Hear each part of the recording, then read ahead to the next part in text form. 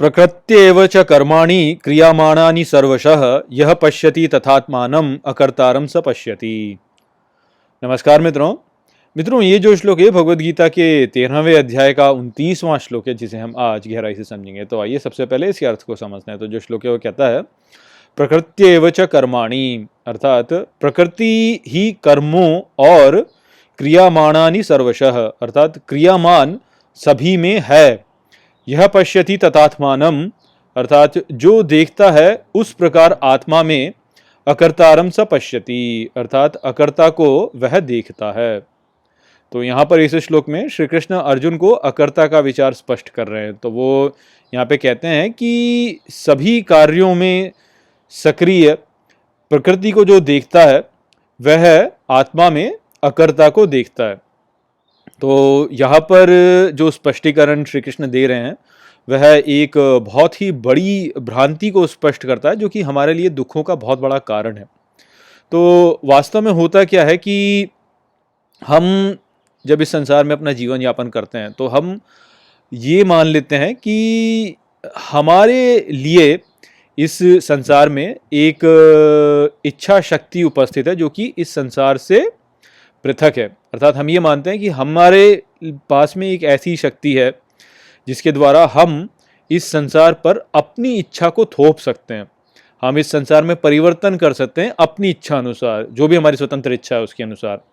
तो जब ऐसा होता है तो हम फिर क्या करते हैं कि हम संसार में इधर उधर भागने लगते हैं और सोचते हैं कि ये ऐसा कर लेते हैं, उसको वैसा कर लेते हैं, ये ऐसे होना चाहिए, वो वैसा होना चाहिए। तो हम ये सोचते हैं कि अच्छा ये जो संसार है ये ऐसा नहीं है, इसको वैसा होना चाहिए और हम इसको ऐसा कर सकते हैं। हम इस प्रकार से सोचते हैं। तो ये जो भावना हमारे भीतर होती है ये हमारे भीतर कर्तापन का भाव लेके आती है, जिससे हमें ये लगता है कि अच्छा हम जो है इस संसार को कर रहे हैं, कुछ हम इस संसार में कुछ कर रहे हैं, ऐसा लगता है। तो अब ऐसे में क्या होता है कि जब हम कुछ भी उद्यम करते हैं, कुछ भी करने का प्रयास करते हैं और यदि हम उसमें असफल हो जाते हैं तो हम स्वयं को कर्ता मान करके दुखी होते हैं और सोचते हैं कि अरे हमने तो इतना प्रयास किया किंतु हमें इसका मनवांछित फल प्राप्त ही नहीं हुआ।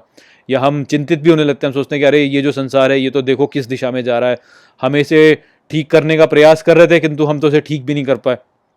तो एक ऐसी भावना हमारे भीतर उत्पन्न होती है। इससे हम या तो दुख को भोगते हैं या फिर हम चिंता को भोगते हैं। वहीं पर यदि हमारा जो प्रयास होता है वह सफल हो जाता है तो हमें लगता है कि अरे देखो मैं जो है इतना कुछ कर रहा हूँ संसार के लिए, संसार में इतना अच्छा कर रहा हूँ, मैं कर रहा हूँ ये सब कुछ।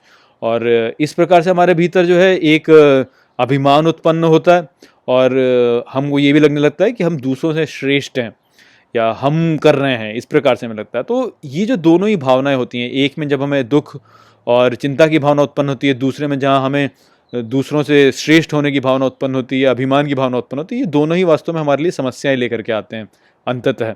क्यों? क्योंकि ये जो भावना हमारे भीतर होती है ना, ये वास्तव में सत्य पर आधारित नहीं है, ये एक भ्रांति है। वास्तव में जो ज्ञानी होते हैं वह ये जानते हैं कि सभी कर्मों और क्रियामान में प्रकृति ही उपस्थित है।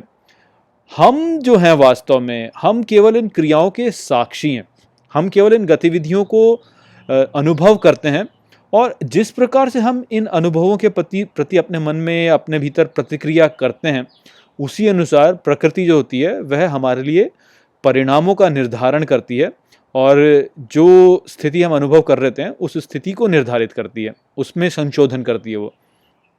तो हमारे मन में क्या भाव है? हम ये सोचते हैं कि ये शरीर है ये हमारा है, ये हम हैं, और मन है और बुद्धि है ये हम हैं वास्तव में। और हमारे मन में, हमारे शरीर में ये मस्तिष्क है, इस मस्तिष्क से हमारी चेतना उत्पन्न होती है और हम बस इस संसार में है और ये संसार उत्पन्न हो गया ऐसे ही। तो ये संसार हमसे पृथक है, ये हमसे बाहर है और हम केवल ये शरीर हैं।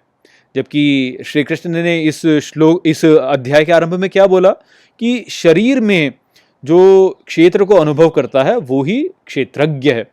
अर्थात ये जो शरीर है इसमें ही हम इस संसार को अनुभव कर रहे हैं, ये जो मन है इसमें ही हम इस संसार को अनुभव कर रहे हैं और जैसी प्रतिक्रिया हम देते हैं वैसी ही हमारी बुद्धि बनती चली जाती है। अर्थात ये जो सृष्टि है ये हमसे पृथक नहीं है। जो भी ज्ञान उपस्थित है हमारे लिए, हमारे शरीर में जो हमारे लिए ज्ञान उपस्थित है, वह ही हमारा ब्रह्मांड है। अर्थात ये जो ब्रह्मांड है ये हमारे शरीर में ही है, हमारे मन में ही है। और शरीर, मन और जो बुद्धि है हमारी, यह ही वास्तव में प्रकृति है। तो जो भी कुछ घटनाएं हम अपने चारों ओर घटित होते हुए देख रहे हैं, ये सभी वास्तव में हमारे शरीर, मन और बुद्धि में ही घटित हो रही हैं। और शरीर, मन और बुद्धि जो है वो प्रकृति का ही भाग है। तो अब यदि हम ये सोचने लगें, इस प्रकार से यदि हम समझें, तो फिर हम ये जान पाते हैं कि जो भी हमारे शरीर, मन और बुद्धि में घटित हो रहा है वह प्रकृति के कारण हो रहा है। और हम वास्तव में जो हमारा वास्तविक स्वरूप है वह दृष्टा का है, वह साक्षी का है, जो कि इसको घटित होते हुए देख रहा है। केवल वह ही हम है। तो ये जो हमारा शरीर है, वैसे आप यदि देखें तो ये केवल भौतिक पदार्थों से बना हुआ एक संग्रह है, जबकि हमारा मन जो है वह जो आत्मा है उसका प्रतिबिंब प्रदान करने वाला है।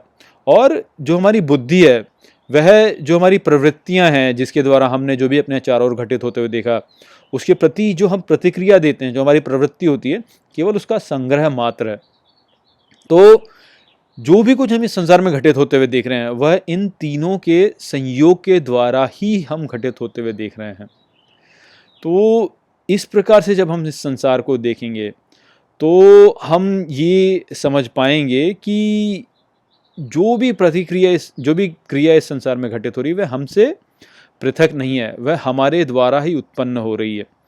प्रकृति जो है वो माया के रूप में हमारे सामने नृत्य कर रही है, और हम उस नृत्य से मंत्रमुग्ध होकर के एक प्रतिक्रिया दे रहे हैं। उस प्रतिक्रिया को देख करके प्रकृति फिर हमारे सामने और नई नई स्थितियों को उत्पन्न करती है, और हम उसमें ही प्रतिक्रिया फिर देते रहते हैं। और इस प्रकार से ये संसार है ये चलता जाता है। तो ये सारा जो ये चारों ओर जो हम सर्कस अपने चारों ओर देखते हैं, जब जो भी कुछ हम देख रहे हैं, ये वास्तव में हमारे द्वारा जैसे हम प्रतिक्रिया देते हैं उसी से उत्पन्न हो रहा है। ये संसार जो है ये इसी प्रकार से उत्पन्न हो रहा है।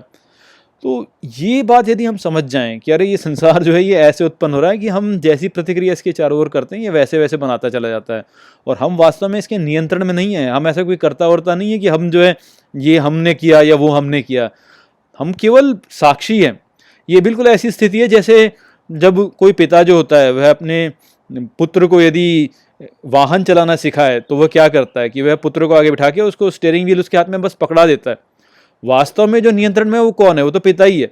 जो वाहन है वो वहीं जाएगा जहां पिता चाहता है, किंतु जो पुत्र है उसको ऐसा लगता है कि वह नियंत्रण में है। तो बिल्कुल यही स्थिति हमारी सबकी होती है। हम सोचते हैं कि हम काम कर रहे हैं, हम कर रहे हैं ये सब कुछ, इन सब ने हमने किया, तो वास्तव में हम नहीं कर रहे हैं। ये तो चले जा रहा है ऐसे ही। नियंत्रण में तो परमेश्वर ही है, जो कि प्रकृति के द्वारा इस प्रकार से इन सभी प्रक्रियाओं को चलाया जा रहा है। यदि हम जहाँ ईश्वर हमें ले जाना चाहता है वहीं जाने की कामना करके स्टीयरिंग व्हील को चलाते रहें तो सब कुछ अच्छा चलता रहेगा, सब कुछ बढ़िया चलता रहेगा, वैसे ही चलता रहेगा जैसा चलता है। किंतु यदि हम उसे कहीं और ले जाना चाहें, ईश्वर कहीं और ले जाना चाहता है, हम उसे कहीं और ले जाना चाहें, तो फिर क्या होगा? फिर ईश्वर और हमारे बीच में जो है परस्पर विरोध होने लगेगा। जो वाहन है वो तो वहीं जाएगा जहाँ ईश्वर चाहता है उसे ले जाना, जहाँ हमारे पिता चाहते हैं ले जाना वहीं जाएगा वो, किंतु हम उसे बार बार इधर उधर लेना चाहेंगे और फिर दुखी होते रहेंगे। तो बस यही स्थिति है। कर्ता जो है वह केवल उसमें प्रकृति में हो रही हैं क्रियाएं, केवल वहीं हो रही हैं क्रियाएं। हम तो केवल साक्षी मात्र हैं। होना वही है जो कि प्रकृति जैसे करेगी वैसे ही होएगा। अब हम जैसी प्रतिक्रिया देंगे वैसे ही हमें लगेगा। तो बस यही बात है यहाँ पे, वही श्री कृष्ण यहाँ पे से बता रहे हैं। तो आशा करता हूँ कि मैंने इस श्लोक को आपको अच्छे से समझा दिया होगा। चलिए इसी के साथ इस वीडियो को यहीं पर समाप्त करते हैं। नमस्ते।